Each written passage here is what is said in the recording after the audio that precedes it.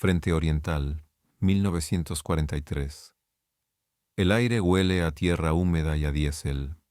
Para el Ejército Rojo la guerra es una ciencia de números, una ecuación brutal donde la masa es la única variable que importa. La victoria, creen, no se diseña en un taller, se forja en la estepa, bajo el peso aplastante de miles de carros de combate T-34. Este tanque no es un arma, es un dogma. Su silueta baja y angulosa, soldada con crudeza, es el símbolo de una filosofía industrial. La cantidad tiene una calidad propia. En los cuarteles generales soviéticos, los informes sobre la ingeniería alemana se leen con una mezcla de perplejidad y desdén. Se habla de tolerancias de micras, de ópticas complejas, de transmisiones que requieren un mantenimiento prohibitivo. Para los generales de Stalin, educados en la doctrina del rodillo compresor, esto no es una fortaleza, sino una debilidad fatal, una obsesión por el detalle inútil en una guerra que se gana con oleadas, no con precisión.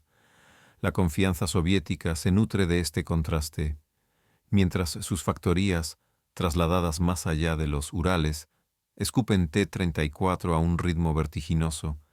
Imaginan los talleres alemanes como laboratorios de artesanos, lentos e ineficientes. Cada Panther o Tiger que sale de la línea de montaje alemana es visto como una pieza de museo, demasiado caro para ser arriesgado, demasiado complejo para ser reparado en el barro y la nieve que definen este frente. La propaganda interna refuerza esta visión. El soldado alemán es un técnico, no un guerrero, su máquina, una creación frágil. Los tanquistas soviéticos, avanzando en sus vehículos sencillos y robustos, se sienten parte de una fuerza de la naturaleza, una marea de acero destinada a erosionar y engullir la intrincada pero quebradiza defensa enemiga. La arrogancia es palpable, un eco metálico que resuena en las escotillas de cada T-34 que se prepara para el asalto. Pero el campo de batalla es un juez implacable, indiferente a la doctrina y a la propaganda. En la inmensidad de las llanuras ucranianas, el horizonte es un lienzo demasiado grande, una distancia que engaña a los ojos y deforma la percepción del peligro. Las tripulaciones soviéticas, formadas en cuñas masivas, avanzan sobre un mar de hierba alta que se mece con el viento. El aire es extrañamente silencioso, roto solo por el estruendo de sus propias orugas. Observan las líneas alemanas, esperando el choque familiar del acero contra el acero, el combate cercano para el que su número y su blindaje inclinado fueron concebidos. No ven nada, solo el vacío, una quietud antinatural que precede a la tormenta. No saben que están siendo observados, medidos y calculados desde distancias que consideran imposibles. La precisión que desprecian no es un lujo industrial, es una nueva ley de la física a punto de serles revelada. Pero al otro lado de la estepa, en la quietud de las posiciones camufladas, se gestaba una lógica diferente. Una lógica nacida no de la abundancia, sino de la escasez. Para el Tercer Reich, en 1943, la guerra ya no era una cuestión de conquista, sino de supervivencia industrial. Las cadenas de montaje alemanas, acosadas por los bombardeos aliados y estranguladas por la falta de materias primas críticas, como el tungsteno y el molibdeno, no podían competir en volumen. Ganar una guerra de desgaste contra la Unión Soviética y su capacidad casi infinita de producción era una imposibilidad matemática. Por tanto, la respuesta alemana no fue construir más, sino construir mejor. Cada pieza de acero, cada litro de combustible, cada hora de trabajo, debía traducirse en una ventaja táctica desproporcionada. La ingeniería de precisión no era un capricho cultural, era el único camino viable. El soldado alemán no podía permitirse el lujo de intercambiar golpes.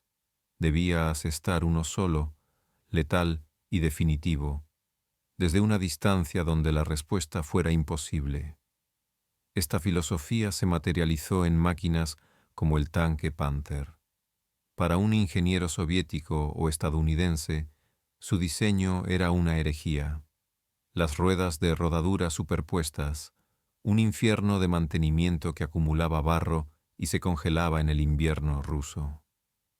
Una transmisión tan compleja que requería una tripulación casi de relojeros para mantenerla operativa. Pero estas aparentes debilidades ocultaban una intención letal. Esa suspensión intrincada proporcionaba una plataforma de disparo extraordinariamente estable, permitiendo al cañón de alta velocidad K-42 K-42 de 75 milímetros aprovechar todo su potencial balístico. El Panther no fue diseñado para la brutalidad del combate cercano. No era un ariete, era un arma de francotirador, concebida para matar a 2 kilómetros de distancia, un depredador que acechaba en el horizonte y convertía la vasta estepa en su coto de caza privado. Su función no era sobrevivir al contacto, sino evitarlo por completo. La industria bélica aliada, especialmente la estadounidense, operaba en un universo paralelo. América construía tanques como el M4 Sherman, con la mentalidad de un fabricante de automóviles: fiabilidad, estandarización y facilidad de reparación. El Sherman era un producto de la logística, diseñado para ser enviado por miles a través de los océanos y poder ser reparado con un juego de llaves en un taller de campaña. Los alemanes, en cambio, fabricaban sus tanques como instrumentos quirúrgicos. Cada Tiger o Panther era una inversión masiva de recursos y tiempo. Una obra maestra de la metalurgia cuyo coste se medía no solo en Reichsmarks, sino en su capacidad para destruir 10 tanques enemigos antes de ser neutralizado. Esta asimetría definía la guerra en el este. Mientras los soviéticos contaban sus divisiones, los alemanes contaban los metros. La distancia era su blindaje más eficaz, la óptica Zeiss, su arma más afilada. Así, la supuesta fragilidad alemana era, en realidad, una apuesta táctica radical. Exigía una nueva clase de soldado, tripulaciones altamente cualificadas, capaces de dominar la complejidad mecánica de sus monturas y de pensar en términos de balística y trigonometría. El comandante de un Panther no solo lideraba, calculaba. El artillero no solo apuntaba, interpretaba el viento y la caída del proyectil. Llevaban sobre sus hombros el peso de una máquina que era a la vez un prodigio y una carga. Sabían que su ventaja era condicional, dependiente del terreno, del mantenimiento y de la suerte. La ironía era palpable. Poseían un arma diseñada para la perfección en un campo de batalla definido por el caos, el barro y la improvisación. En el silencio que precede a la batalla, esta tensión era casi audible. Un zumbido metálico bajo el estruendo de los motores Maybach, listos para impartir una lección de física a un enemigo que solo creía en la fuerza bruta. El avance es un trueno rodante, una sinfonía monótona de metal y diésel que devora la estepa. Dentro de los T-34, el calor es sofocante y el aire espeso, cargado con el olor a aceite y sudor.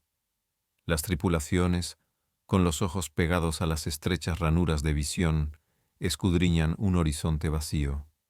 La doctrina es clara: acortar distancias, entrar en el rango óptimo de sus cañones de 76 milímetros, 800 metros, quizás menos, y aniquilar al enemigo con una avalancha de fuego y acero. Esperan ver las siluetas angulosas de los Panzer IV o la tosca figura de un cañón de asalto Stug. Pero no hay nada, solo la hierba alta que se inclina bajo el viento como si presintiera algo, y una quietud que crispa los nervios. La distancia, que debía ser su aliada para desplegar su masa, se ha convertido en una extensión vacía y amenazante. El primer disparo no es un estruendo, es un chasquido seco, violento, un latigazo sónico que cruza la llanura más rápido que el propio proyectil.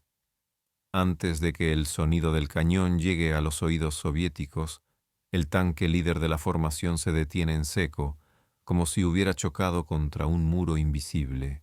No es una explosión, es una perforación quirúrgica. Un hilo de humo fosforescente traza una línea perfecta desde el horizonte hasta el casco del T-34. Un instante después, una llama anaranjada brota de la escotilla de la torreta, seguida de un geyser de humo negro y denso. La munición a bordo ha sufrido una ignición catastrófica. En las radios soviéticas, el desconcierto se convierte en gritos. ¿Artillería? ¿Una mina? Nadie considera la posibilidad de un disparo directo de un tanque. La distancia es, sencillamente, imposible. Luego el segundo y el tercero, un metrónomo de la muerte, el latigazo del disparo, la pausa insoportable mientras el proyectil de tungsteno recorre el aire y la detonación sorda del impacto. Los tanques soviéticos empiezan a arder en una secuencia metódica y espantosa. La formación, diseñada para el asalto masivo, se convierte en un campo de tiro. Los artilleros de los T-34, desesperados, giran sus torretas hacia el horizonte y abren fuego, pero sus proyectiles caen cortos o rebotan inofensivamente en un blindaje que ni siquiera pueden ver con claridad. Su arma fue diseñada para la brutalidad del combate cercano, para perforar acero a 500 metros. A 2000 es poco más que un gesto de impotencia. La superioridad numérica, el pilar de su fe táctica, se disuelve en columnas de humo. No están luchando, están siendo desmantelados. A través del periscopio empañado de un comandante, la verdad se revela finalmente. Un destello fugaz, el reflejo del sol en la óptica de un telémetro 6, seguido por el perfil bajo y amenazante de un panther, casi invisible contra la línea de árboles lejana. O quizás la silueta inconfundible del largo cañón de 88 milímetros de un flak, empleado en su función antitanque. La conmoción es absoluta. La ingeniería alemana, esa obsesión por la precisión que sus comisarios ridiculizaban, no era una debilidad, era una ecuación balística. Cada proyectil de alta velocidad era una variable calculada para anular la fuerza bruta. Dentro de los cascos de acero soviéticos, el eco de los impactos se mezcla con el olor a cordita quemada de sus propios disparos inútiles. El dogma de la masa se enfrentaba a la fría lógica de la geometría, y la geometría estaba ganando. En los cuarteles generales del Stavka, los informes de primera línea llegaban como fragmentos de una pesadilla incomprensible. Las cifras de bajas de blindados superaban cualquier proyección, desafiando la lógica de los intercambios de desgaste. Los comandantes de campo, en sus despachos improvisados en isbas de barro, escribían con una mezcla de frustración y asombro. Hablaban de emboscadas donde no había dónde esconderse, de proyectiles que parecían surgir de la nada y atravesar el blindaje frontal del T-34 como si fuera de cartón. El desdén inicial hacia la ingeniería alemana se evaporó, reemplazado por un silencio helado en las salas de estrategia. Los mapas, antes cubiertos de flechas audaces que indicaban avances masivos, ahora se llenaban de signos de interrogación y zonas rojas que marcaban campos de la muerte. La doctrina soviética, un monolito construido sobre la fe en la superioridad numérica, se agrietaba bajo el peso de una pregunta insidiosa. ¿Cómo se combate a un enemigo que te mata antes de que puedas verlo? La respuesta llegó a través de un análisis forense brutal. Equipos de recuperación soviéticos, trabajando bajo el fuego de francotiradores, examinaron los restos carbonizados de sus propios tanques. Los agujeros de entrada eran pequeños, casi limpios, con bordes fundidos que hablaban de una energía cinética aterradora.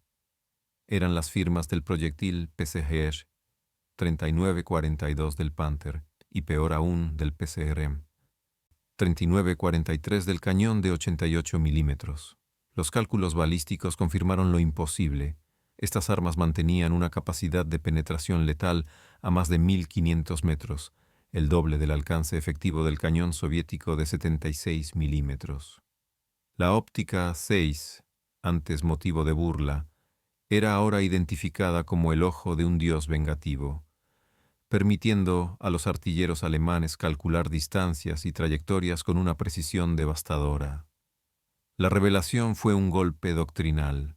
No se enfrentaban a tanques, sino a sistemas de armas integrados, donde la óptica, el cañón y el proyectil formaban una trinidad mortal diseñada para dominar la distancia. La adaptación del Ejército Rojo fue pragmática y despiadada, una lección aprendida con la sangre de miles de tripulaciones. La doctrina de la masa no fue abandonada, sino refinada con una astucia nacida de la desesperación. Los asaltos frontales a plena luz del día se convirtieron en un suicidio táctico.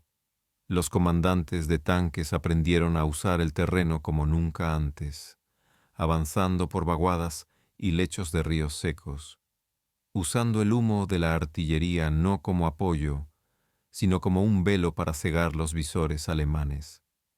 Se implementaron tácticas de reconocimiento por el fuego, enviando unidades más pequeñas para provocar la respuesta del enemigo, delatando sus posiciones para que la artillería pesada pudiera saturarlas.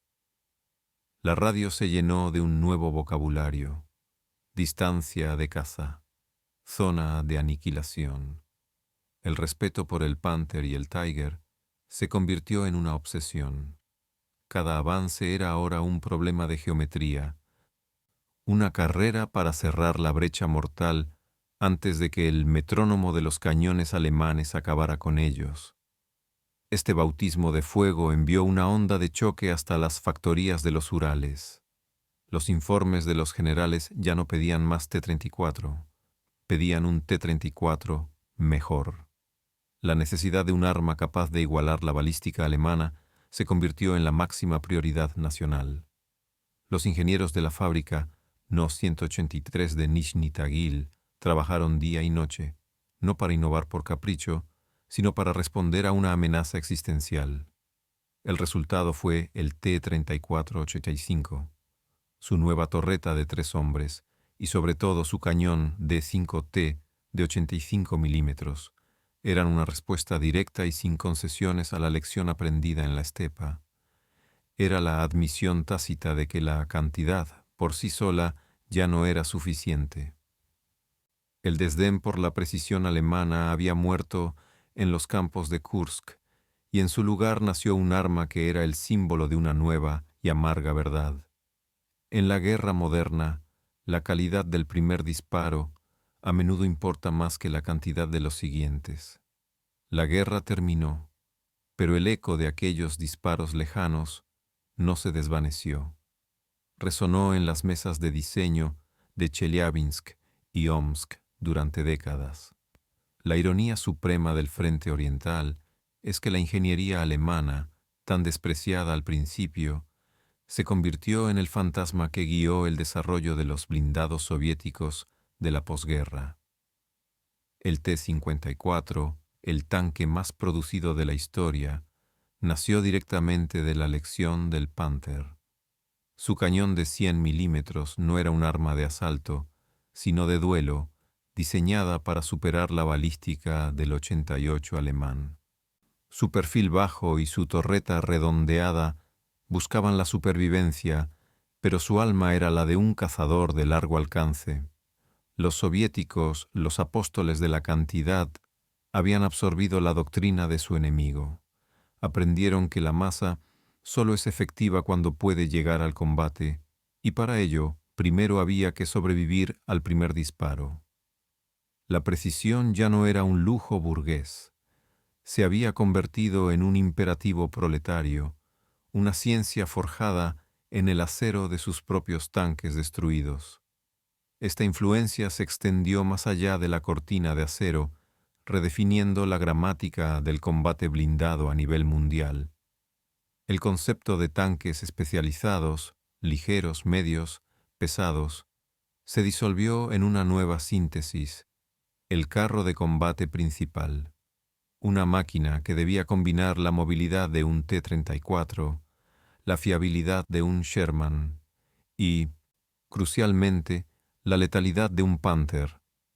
Las naciones de la OTAN, al diseñar el Leopard 1 alemán o el Centurion británico, no miraban a sus aliados de la Segunda Guerra Mundial como referencia, sino al enemigo que casi los había superado en calidad.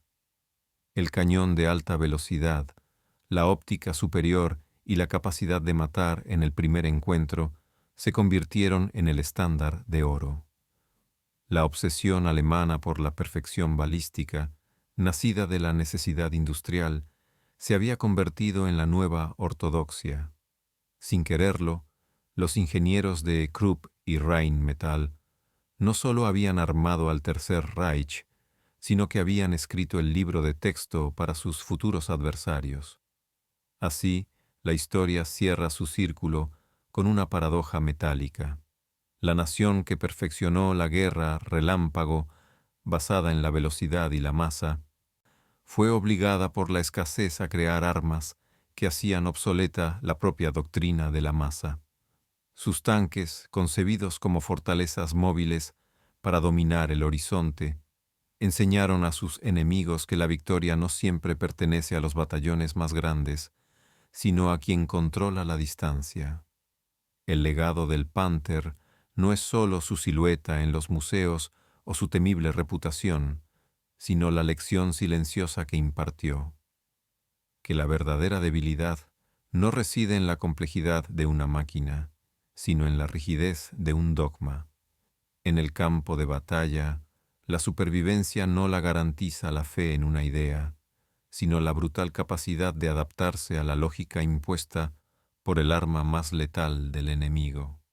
La maestría no es más que la ironía asimilada.